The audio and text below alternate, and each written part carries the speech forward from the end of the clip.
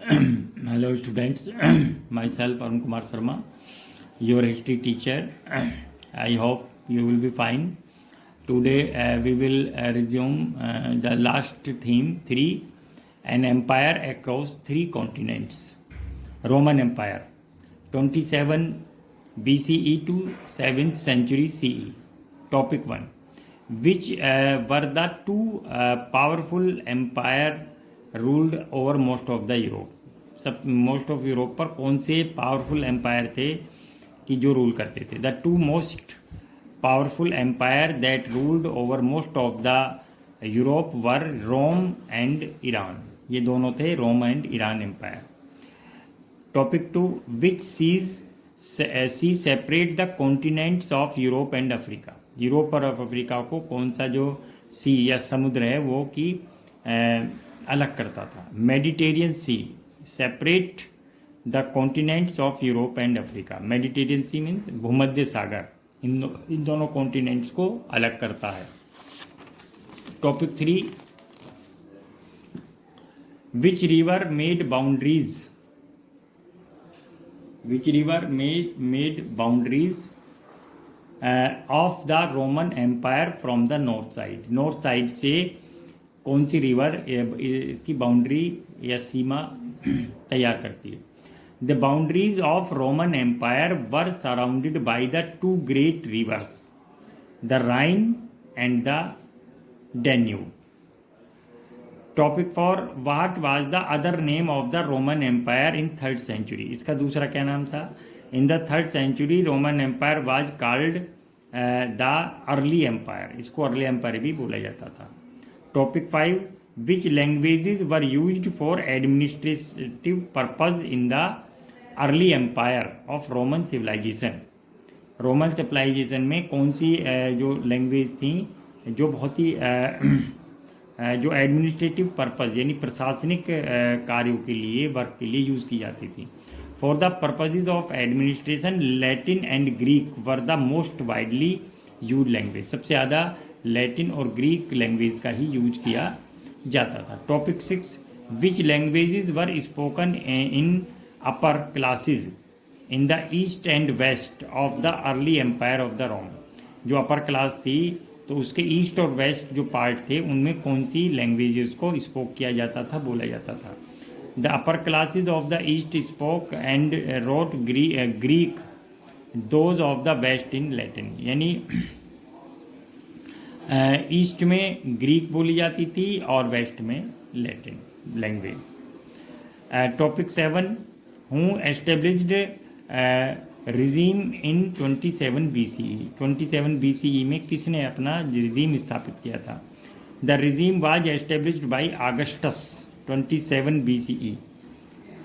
He was the first emperor in 27 BCE और वो Roman empire का सबसे पहला फर्स्ट एम्परर था. Topic 8. What were the great urban center that lined in source of the Mediterranean. कौन से great urban center थे जो कि मेडिटेरियन के तट पर बसे हुए थे. The great urban center that lined the source of Mediterranean were Carthage and Alexandria and Antioch. यानी ये 3 अर्बन सेंटर थे and located on the Mediterranean coast और शोर. समुद्र के किनारे पर स्थित थे. Carthage, Alexandria and Antioch. Topic 9. Who were the main players in the political history of the empire.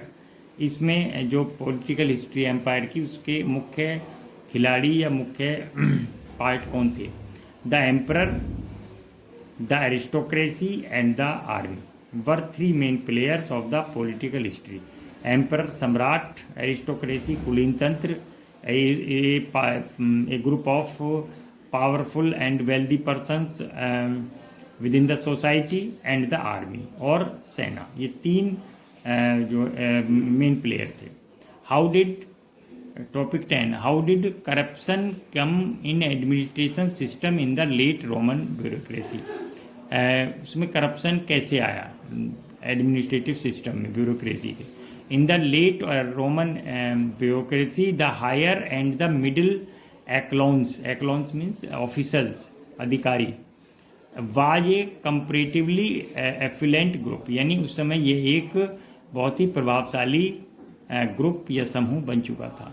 Because it drew the bulk of its salary in gold and invested much of it in buying the assets like the land. और क्योंकि इनको बहुत salary gold के रूप में मिलती थी तो ये अपना इसको इन्वेस्ट करते थे एसेट्स, यानी जैसे कि लैंड या भूमि या ज़मीन खरीदने में इसका यूज करते थे. देयर वाज ऑफ कोर्स वास्तव में a great deal of corruption specially in the judicial system and the administrative military supply. और उस समय वास्तव में एक करप्शन था, सबसे ज़्यादा था ये जुडिशियल सिस्टम में, न्यायिक व्यवस्था में, और साथ में ही मिलिट्री सप्लाईज जो होती थी उसके एडमिनिस्ट्रेशन में भी करप्शन प्रिवेल्ड था. Students, our next topic 11, how slaves were treated after murder of Lucius Pedanius by the slaves. Slave Secundus, slave एक सेक्यूंडस था, उसकी जब उसने जब ल्यूकियनस पेडानस नामक एक अपर क्लास व्यक्ति को मर्डर कर दिया, हत्या कर दी, तो what was the reaction of crowd at that time. तो उस समय क्राउड का रिएक्शन क्या था. After the murder of Lucius Pedanius by the slave Secundus, ancient custom required that every slave residing under the same roof must be executed. यानी उसके murder के बाद लूकियस पेडेनस के जो उसके स्लेव या गुलाम सेक्यूनस ने की थी, तो एंशियंट कस्टम ये कहता था कि उस छत के नीचे उस मकान में जितने भी स्लेव हैं उन सबको मार डालना चाहिए. But the crowd gathered to save the innocent lives and riots began. लेकिन जब ऐसा किया जाने वाला था तो उसी समय वहाँ काफ़ी भीड़ इकट्ठे हो गई, और इस प्रकार जो उन्होंने इनोसेंट लाइव्स को बचाया, और साथ में लेकिन इसके साथ ही क्योंकि बच रहे थे लेकिन साथ में रियोट्स बिगेन, दंगे भी शुरू हो गए. The senate house was overwhelmed inside, there was a feeling against the excessive severity. और इस प्रकार सीनेट ने भी ये महसूस किया कि अभी लोगों में लोग जो है एक्सेसिव सिवियरिटी के खिलाफ हैं और ऐसा नहीं किया जाना चाहिए, लोगों के मर्डर नहीं किया जाना चाहिए. But the majority opposed and change. However a huge crowd was ready with stone and torches but prevented the order from the being carried out.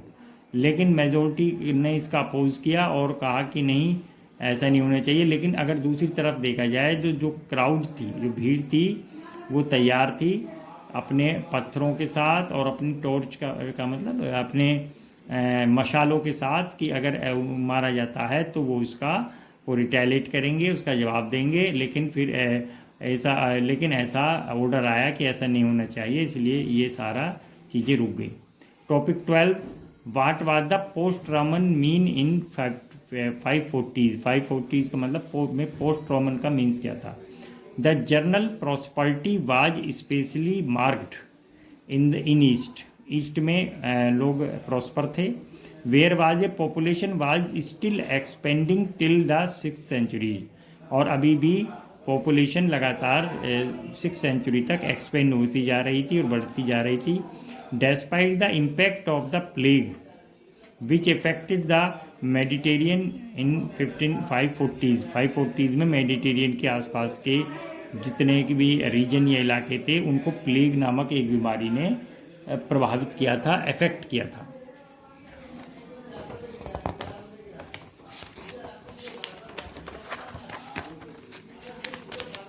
In the West, by contrast, the empire fragmented. West में empire टूटा हुआ था politically as Germanic groups from the north. और north में Germanic groups भी थे।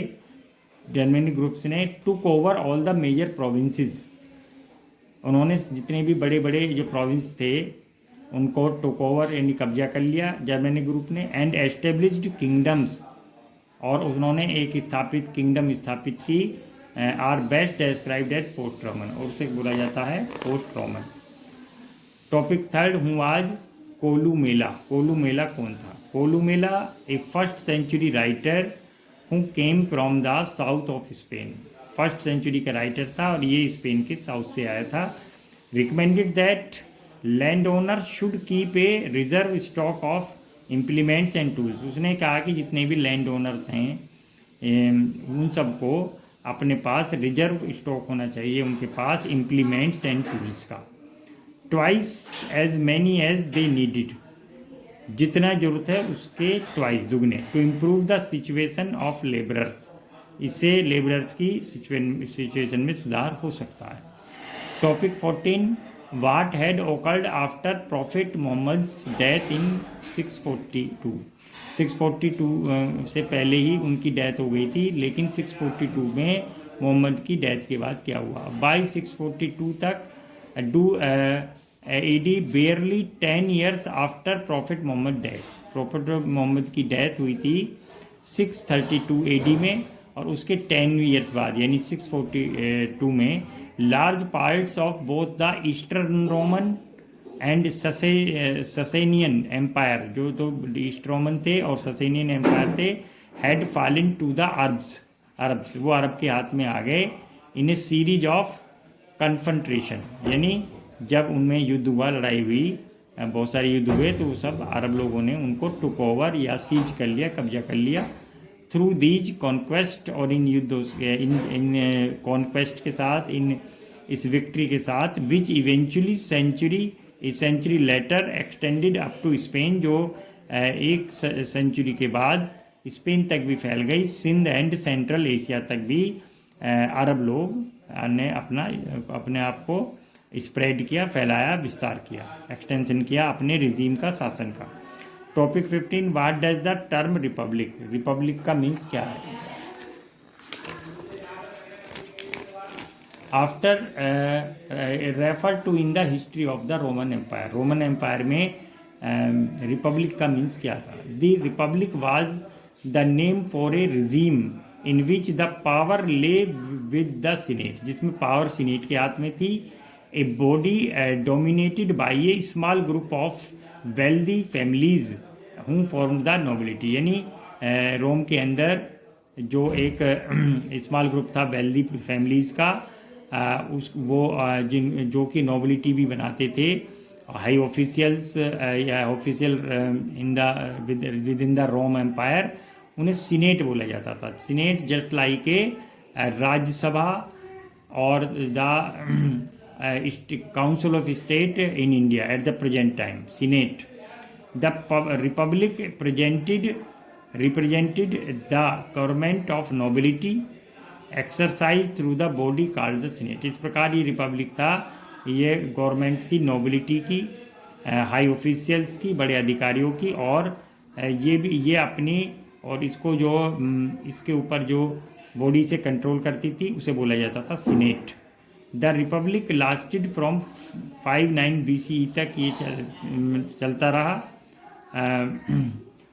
To 27 BCE तक, यानी इसका जो टेन्योर था, कार्यकाल था, वो था 509 BCE to 27 BCE when it was overthrown by Octavian, the adopted son and heir of Julius Caesar।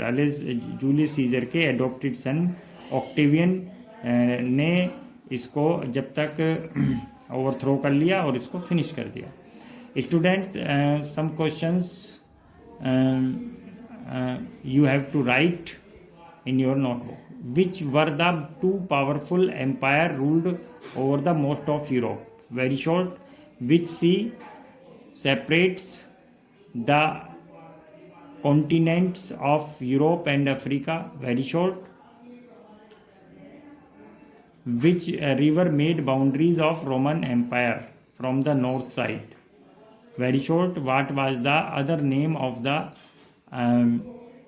Roman Empire in 3rd century? Very short. Which languages were the used for the administrative purposes in the early empire of Roman civilization? Very short.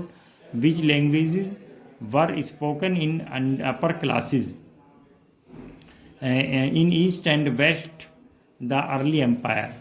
Very short. Who had established regime in 27 BCE? And very short, what were the great urban centers that lived in shores of Mediterranean Sea? Whom were in the main players in the political history of the empire? Short question.